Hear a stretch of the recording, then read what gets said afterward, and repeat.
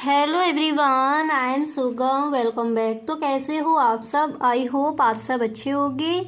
स्वागत है आप सभी का आपके अपने एसपी स्टडी यूट्यूब चैनल पर। तो गाइस, आज हम यहाँ पर लेकर आए हैं अर्थशास्त्र के जो भी आपके महत्वपूर्ण क्वेश्चन हैं इस बार के बोर्ड एग्जाम के लिए।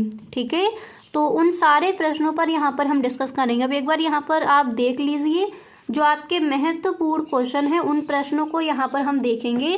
तो आपको ये वीडियो एंड तक देखना है। इस वीडियो को आप बिल्कुल भी स्किप ना करें। ओके, अर्थशास्त्र के पेपर में गाइस अगर आपको इस बार पूरे के पूरे नंबर लाने हैं तो आपको ये वीडियो एंड तक देखना है। ठीक है, तो चलिए स्टार्ट करते हैं। तो पहला प्रश्न आप देख सकते हो यहाँ पर क्या दिया गया है। देखिए, फर्स्ट क्वेश्चन है कि आर्थिक क्रिया किसे कहते हैं। पहले यहाँ पर हम देखेंगे अतलग उत्तरीय प्रश्न आपको कौन कौन से तैयार करने हैं। ठीक है, तो यहाँ पर देखिए क्वेश्चन हमें क्या मिला है कि आर्थिक क्रिया किसे कहते हैं। ठीक है, तो देखिए इस तरह से आप इस प्रश्न का आंसर लिखोगे कि उस क्रिया को आर्थिक क्रिया कहते हैं जिसका संबंध मानवीय आवश्यकताओं को संतुष्ट करने के लिए सीमित साधनों के उपयोग से है। ठीक है, आर्थिक क्रिया हम किसे कहेंगे? आर्थिक क्रिया उस क्रिया को हम आर्थिक क्रिया कहते हैं जिसका संबंध मानवीय आवश्यकताओं को संतुष्ट करने के लिए सीमित साधनों के उपयोग से है। ठीक है, यानी मानव की जो आवश्यकताएं हैं उनको संतुष्ट किया जाता है सीमित साधनों के द्वारा, तो उसी को हम कहते हैं आर्थिक क्रिया। ठीक है, इस तरह से आप इस प्रश्न का आंसर लिख कर आओगे। अब साथ ही साथ जो भी आपके क्वेश्चन से यहाँ पर बताए जाए इनको साथ ही साथ आप लिखते चलिए। यहाँ तक समझ आ गया? इसके बाद यहाँ पर आप देख सकते हो नेक्स्ट क्वेश्चन है कि व्यष्टि अर्थशास्त्र की परिभाषा दीजिए। यानी व्यष्टि अर्थशास्त्र हम किसे कहेंगे? तो यहाँ पर देख लीजिए, आप यहाँ पर ये बगवाला बा बना लेंगे। ठीक है, तो व्यष्टि अर्थशास्त्र की परिभाषा दीजिए। ये क्वेश्चन इंपॉर्टेंट है आपका, क्योंकि हर बार व्यष्टि अर्थशास्त्र और समष्टि अर्थशास्त्र पूछ लिया जाता है। ठीक है, तो इन दोनों की परिभाषाएं जो हैं आप सही ढंग से तैयार कर लेंगे। तो व्यष्टि अर्थशास्त्र की परिभाषा दीजिए। आप इस तरह से लिखोगे कि व्यष्टि अर्थशास्त्र में केवल एक व्यक्तिगत इकाई की आर्थिक क्रियाओं का अध्ययन किया जाता है। ठीक है, किस तरह से लिखोगे? व्यष्टि अर्थशास्त्र में केवल एक व्यक्तिगत इकाई की आर्थिक क्रियाओं का अध्ययन किया जाता है। इसके बाद यहाँ पर आप डालोगे उदाहरण, फिर उसमें आपको लिखना है कि एक उपभोक्ता का व्यवहार, एक फर्म द्वारा उत्पादन क्रिया अनेक ऐसे आर्थिक क्रियाएं हैं जो व्यक्तिगत आर्थिक इकाई से संबंधित है, यानी जिनका अध्ययन हम व्यष्टि अर्थशास्त्र के अंतर्गत करते हैं। ठीक है, तो इस तरह से आप व्यष्टि अर्थशास्त्र क्या है इसका आंसर इस तरह से लिख कर आओगे। क्लियर हो गया कि व्यष्टि अर्थशास्त्र हम किसे कहेंगे? देखिए, व्यष्टि अर्थशास्त्र का मतलब होता है छोटा अर्थशास्त्र यानी सूक्ष्म अर्थशास्त्र। ओके, तो अगर व्यष्टि अर्थशास्त्र है तो इसके अंतर्गत जैसे एक व्यक्ति की आय है तो उसका अध्ययन हम व्यष्टि अर्थशास्त्र के अंतर्गत करते हैं। एक फर्म द्वारा उत्पादन क्रिया, फर्म यानी कोई कंपनी जिससे आपको इनकम मिले, ऐसा कोई व्यवसाय हो, उसको हम कहते हैं फर्म। तो एक फर्म द्वारा उत्पादन क्रिया अनेक ऐसी क्रियाएं हैं जो व्यक्तिगत आर्थिक इकाई से संबंधित हैं और जिनका अध्ययन हम व्यष्टि अर्थशास्त्र के अंतर्गत करते हैं। यानी जो छोटा अर्थशास्त्र, जो सूक्ष्म अर्थशास्त्र होता है उसको हम कहते हैं व्यष्टि अर्थशास्त्र। अगर पूरे राष्ट्र की आय का अध्ययन किया जाएगा तो वो समष्टि अर्थशास्त्र के अंतर्गत आ जाएगा। ठीक है, यानी जो छोटे छोटे चीज़ें हैं जिनका अध्ययन हम करेंगे, जैसे एक उद्योग, ठीक है, एक व्यक्तिगत आय हो, तो इसका अध्ययन किसके अंतर्गत किया जाएगा? व्यष्टि अर्थशास्त्र के अंतर्गत। सही ढंग से क्लियर हो गया? अब इसके बाद देखिए यहाँ पर आपका नेक्स्ट क्वेश्चन क्या है उसको देख लेते हैं। तो अगला प्रश्न यहाँ पर आप देख सकते हो, नेक्स्ट प्रश्न यहाँ पर दिया गया है कि सीमांत उपयोगिता क्या है। ठीक है, सीमांत उपयोगिता क्या है? तो आप इस तरह से लिखोगे, किसी वस्तु की एक अतिरिक्त इकाई के प्रयोग से जो अतिरिक्त उपयोगिता मिलती है उसे हम सीमांत उपयोगिता कहते हैं। यानी इसको हम इस तरह से लिख सकते हैं, MUN बराबर TUN-TUN-1, ठीक है। तो किसी वस्तु की एक अतिरिक्त इकाई के प्रयोग से जो अतिरिक्त उपयोगिता मिलती है उसे हम सीमांत उपयोगिता यानी MU कहते हैं, ठीक है। तो सीमांत उपयोगिता क्या है, इस तरह से आप लिखोगे। इसी तरह से नेक्स्ट क्वेश्चन है कि संयुक्त मांग को परिभाषित कीजिए। जो भी आपके यहाँ पर प्रश्न दिए जा रहे हैं ये सारे ही प्रश्न आपके इम्पोर्टेंट हैं इस बार के बोर्ड एग्जाम के लिए। तो क्वेश्चन क्या है, संयुक्त मांग को परिभाषित कीजिए। तो आप इस तरह से लिखोगे, जब एक ही उद्देश्य की पूर्ति के लिए। अब यहाँ पर देखिए नेक्स्ट क्वेश्चन आपका क्या है कि संयुक्त मांग को परिभाषित कीजिए। जो भी आपके प्रश्न है ये सारे ही प्रश्न आपके इम्पोर्टेंट हैं, तो इन सारे प्रश्नों को आप साथ ही साथ लिखते चलिए, ठीक है। तो संयुक्त मांग क्या है इसको देख लीजिए। तो आप इस तरह से लिख कर आओगे कि जब एक ही उद्देश्य की पूर्ति के लिए एक ही समय पर एक से अधिक वस्तुओं की मांग एक साथ की जाती है तब ऐसी मांग को हम संयुक्त मांग कहते हैं, या फिर ऐसी मांग को संयुक्त मांग कहा जाता है। जैसे गेंद बल्ला, ठीक है, स्कूटर पेट्रोल। यानी जब एक ही उद्देश्य की पूर्ति के लिए एक ही समय पर एक से अधिक वस्तुओं की मांग एक साथ की जाती है तब ऐसी मांग को हम संयुक्त मांग कहते हैं। जैसे अगर आप गेंद लोगे तो आप साथ में बल्ला भी लोगे, उसकी भी मांग की जाएगी। उद्देश्य आपका एक ही है, ठीक है। तो एक ही उद्देश्य की पूर्ति के लिए एक ही समय पर एक से अधिक वस्तु की जब मांग की जाती है तो वो उस मांग को हम क्या कहेंगे, संयुक्त मांग। और जब आप स्कूटर लोगे तो उसमें आपको पेट्रोल डलवानी पड़ेगी, ठीक है। तो आई होप आपको समझ आ गया होगा कि संयुक्त मांग क्या है। ये आप अपने हिसाब से बनाकर भी लिख कर आ सकते हो, क्लियर। अब इसके बाद यहाँ पर नेक्स्ट क्वेश्चन आप कौन सा तैयार करोगे उसको समझते हैं। तो देखिए और जो आपका अगला प्रश्न है तो वो आप कौन सा तैयार करोगे उसको देख लीजिए। नेक्स्ट क्वेश्चन आपको तैयार करना है कि उत्पादन फलन क्या है, ठीक है। उत्पादन फलन क्या है, तो आप इस तरह से लिखोगे कि उत्पादन फलन भौतिक आगतों तथा भौतिक उत्पादन के बीच कार्यात्मक संबंध का अध्ययन करता है। इसमें केवल भौतिक आगतों तथा उत्पादन को ध्यान में रखा जाता है, उनके बाजार मूल्य को नहीं। समझ आ गया कि उत्पादन फलन हम किसे कहेंगे। अब इसको आप एक बार दोबारा से समझ लीजिए, ठीक है। तो देखिए आप इस तरह से लिख कर आओगे कि उत्पादन फलन भौतिक आगतों तथा भौतिक उत्पादन के बीच कार्यात्मक संबंध का अध्ययन करता है।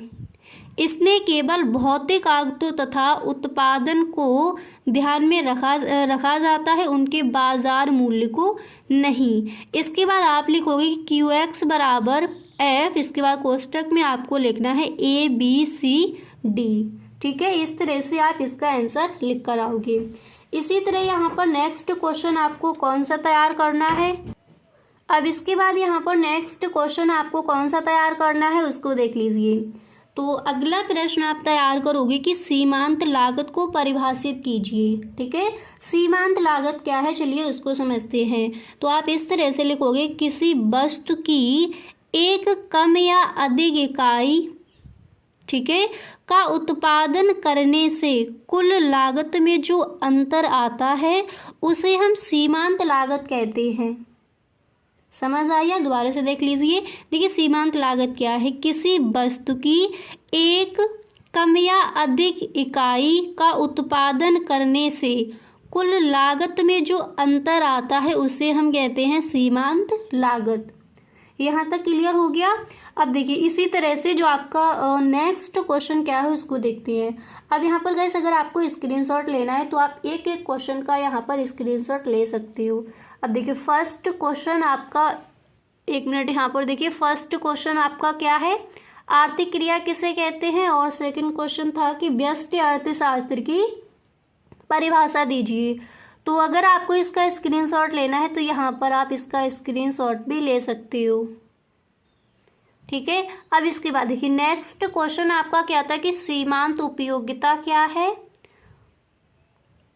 हाँ, तो आपका नेक्स्ट क्वेश्चन क्या था, सीमांत उपयोगिता एंड इसके बाद था संयुक्त मांग को परिभाषित कीजिए।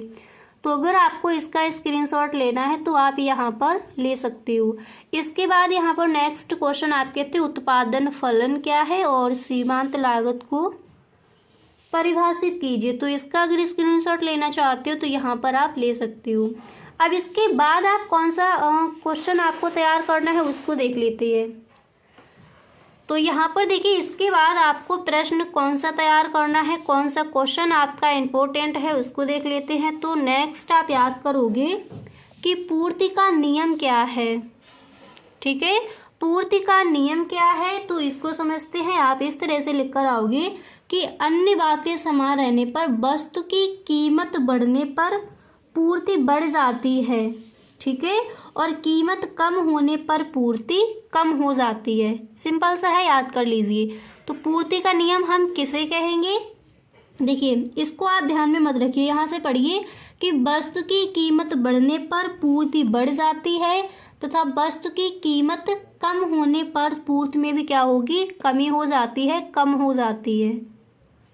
क्लियर। अब इसी तरह से नेक्स्ट क्वेश्चन आपको कौन सा तैयार करना है उसको भी देख लेते हैं। इसी तरह से अगला प्रश्न यहाँ पर आप तैयार करोगे कि पूर्ण प्रतियोगिता क्या है। ठीक है, पूर्ण प्रतियोगिता क्या है, इंपॉर्टेंट क्वेश्चन है और ये आपका बोर्ड एग्जाम में कई बार प्रश्न आस्क किया गया है। तो पूर्ण प्रतियोगिता हम किसे कहेंगे, चलिए इसको समझते हैं। तो आप इस तरह से लिखोगे कि पूर्ण प्रतियोगिता बाजार की वह स्थिति है जिसमें क्रेता और विक्रेता बड़ी संख्या में समरूप वस्तु का विनिमय करते हैं। उनको बाजार की अवस्था का पूर्ण ज्ञान होता है तथा कीमत की प्रवृत्ति समस्त बाजार में एक समान होने की होती है। ठीक है, तो आपको सही ढंग से समझ आ गया होगा कि पूर्ण प्रतियोगिता क्या है। इसका जो आंसर है आप किस तरह से लिख कर आओगे।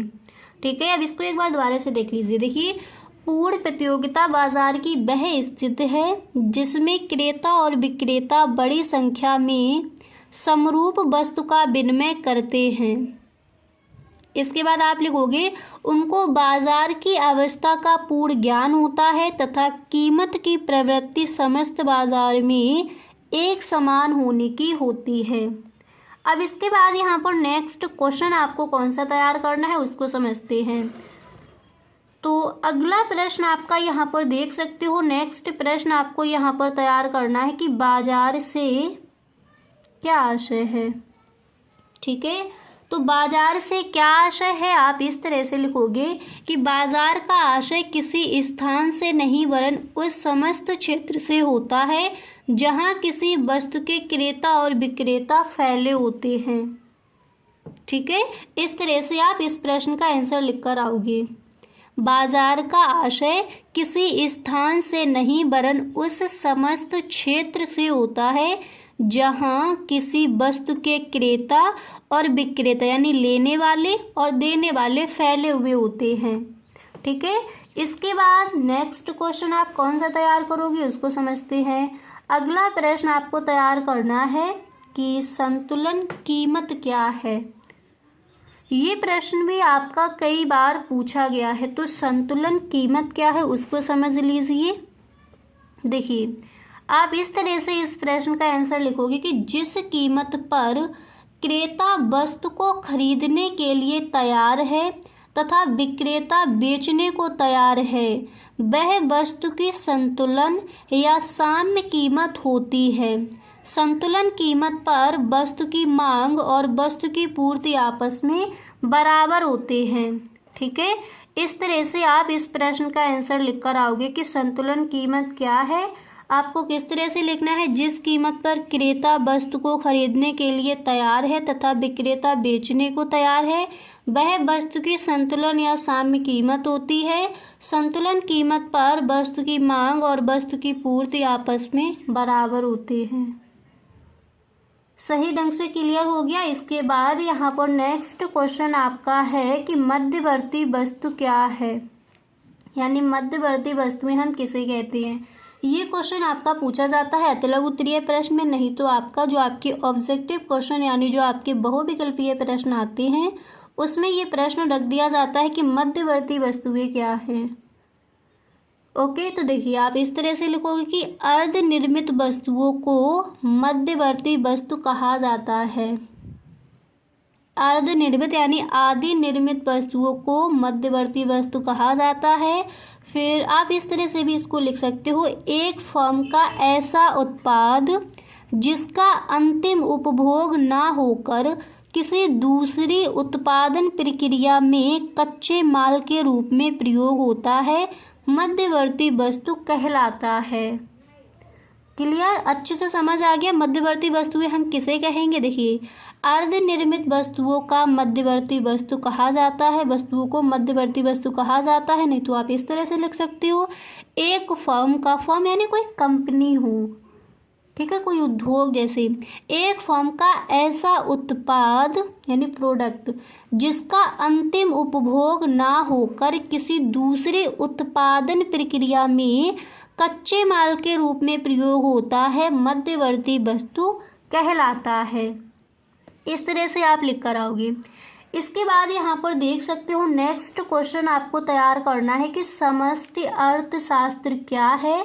समष्टि अर्थशास्त्र हम किसे कहेंगे? तो देखिए आप लिखोगे ओके, समष्टि अर्थशास्त्र में सामूहिक स्तर पर आर्थिक समस्याओं जैसे संपूर्ण अर्थव्यवस्था के कुल उपभोग, सामान्य कीमत स्तर, कुल राष्ट्रीय आय का अध्ययन किया जाता है, उसे हम कहते हैं समष्टि अर्थशास्त्र। तो समष्टि अर्थशास्त्र किसे कहा जाएगा? देखिए, समष्टि अर्थशास्त्र का मतलब होता है बड़ा अर्थशास्त्र, विशाल अर्थशास्त्र।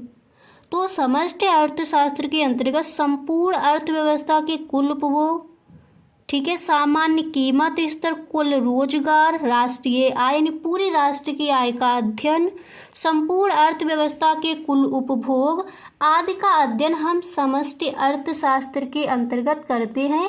समष्टि अर्थशास्त्र मतलब विशाल यानी बड़ा अर्थशास्त्र। तो आई होप आपको समझ आ गया होगा कि किस तरह से आप इन प्रश्नों के आंसर लिख कर आओगे। अब अगर यहाँ पर आप स्क्रीनशॉट लेना चाहते हो तो इन दो क्वेश्चंस का पहले ले लीजिए, मध्यवर्ती और समष्टि अर्थशास्त्र। एंड इसके बाद यहाँ पर देखिए, अगर आपको इनका स्क्रीनशॉट लेना है तो आप ले सकती हो। अब इन दो क्वेश्चंस का आप स्क्रीनशॉट यहाँ पर ले सकते हो। बाजार से क्या आशय है तथा संतुलन कीमत क्या है। इसी तरह से यहाँ पर कुछ और भी आपके प्रश्न हैं। देखिए, अगर इनका आपको यहाँ पर स्क्रीनशॉट लेना है तो आप ले सकते हो, ठीक है। तो यहाँ पर हमने देख लिए जो आपके अतलग उत्तरीय प्रश्न है, तो कौन कौन से इम्पोर्टेंट हैं इस बार के बोर्ड एग्जाम के लिए। अब इसी तरह से नेक्स्ट वीडियो में लघु उत्तरीय प्रश्न एंड विस्तृत उत्तरीय प्रश्न पर हम डिस्कस करेंगे। अगर अर्थशास्त्र के पेपर में आपको एक भी नंबर छोड़कर नहीं आना है तो आपको सारी वीडियोस देखनी है, ठीक है।